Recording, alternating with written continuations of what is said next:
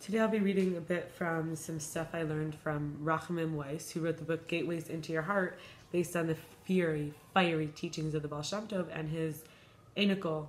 I believe the Einikel means grandchild, or maybe great-grandchild of his, which was the Rabbi Nachman of Breslov. So Hashem saw that the righteous ones, the tzaddikim, are few in number, and he planted some in each generation.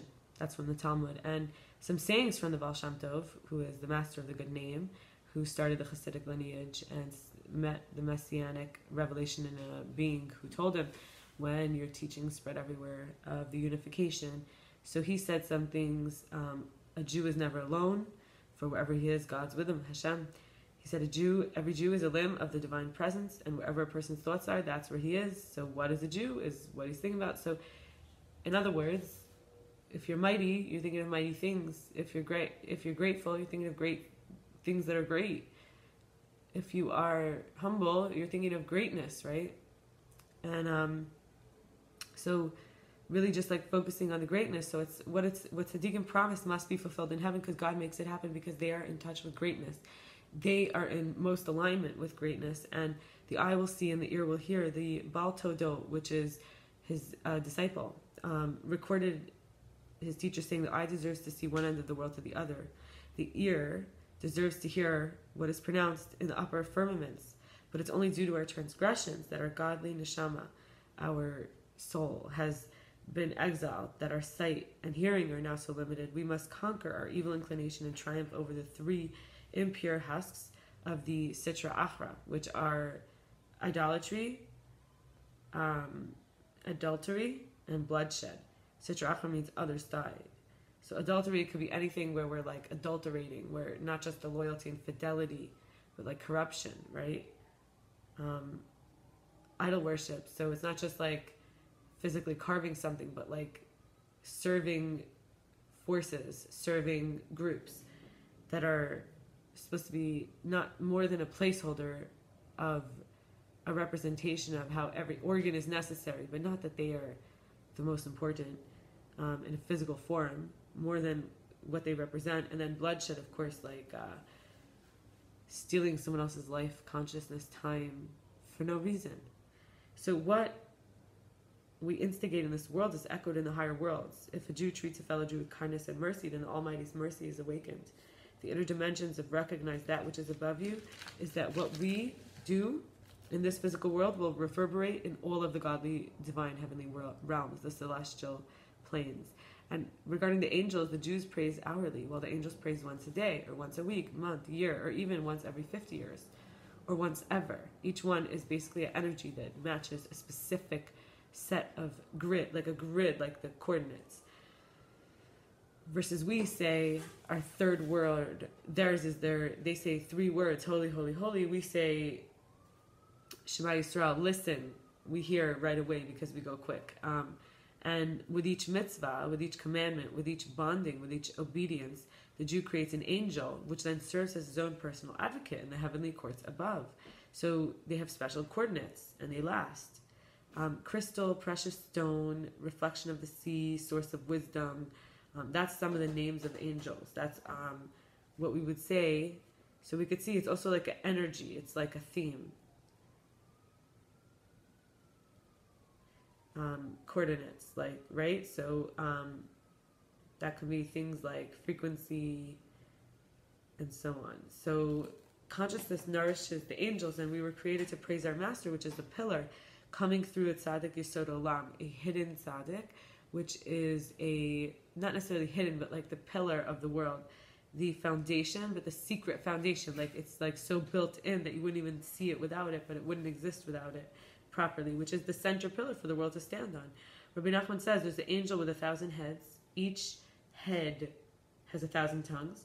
Each tongue has 1,000 melodies. And when the angel stands up to sing, the entire world awakens.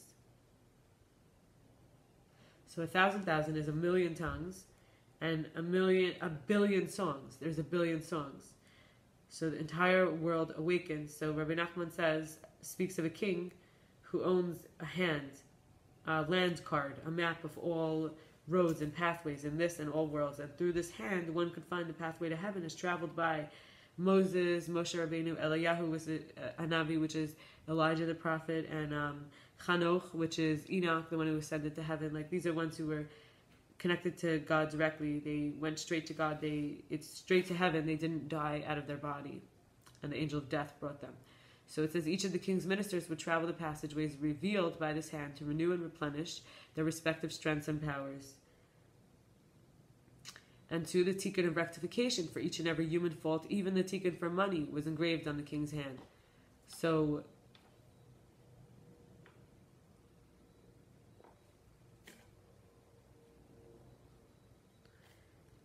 through prayer and praise of God, we reveal and illuminate the pathways and passages of all these respective worlds, all paths, cities and countries, land and sea, to and from, continents and earth and heaven, and all interconnected, part of a wondrous unified creation.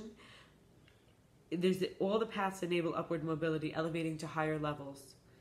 Holier roads to being encompassed in the root of all unity. The Holy One, blessed be He, corridors for connection and unification with all creation, a singular union of all paths, and the ultimate purpose for all that exists to flow back to the root of its being, to reunite with the core, the essence, the source. A person believing he's on a right path because it's paved when he's really lost will just lead him further in the wrong direction. It's better to be on the externally desolate path, which is like in a forest, you feel lost, the desert, but you're going the right way. So the prayers of another for your sake are greater than your own prayers. Even the tzaddik is dependent upon the prayers of others on his behalf.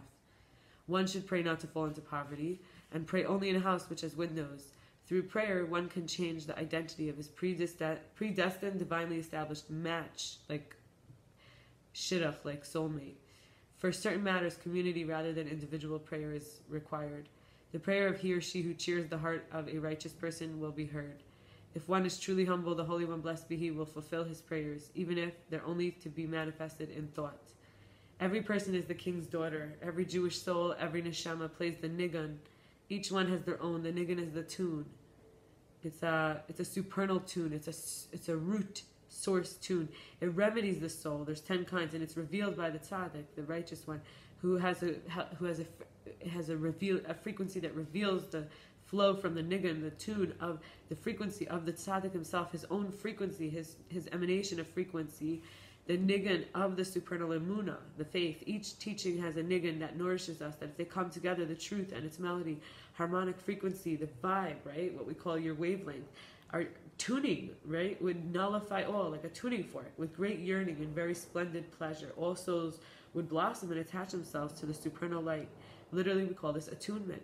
And it plays in us, right, this very essence by which we fortify ourselves to continue on to the point of goodness, coming from each and every one of us inside, transforms into a tune, a nigun, a holy song, a melody for the Holy One, blessed be He.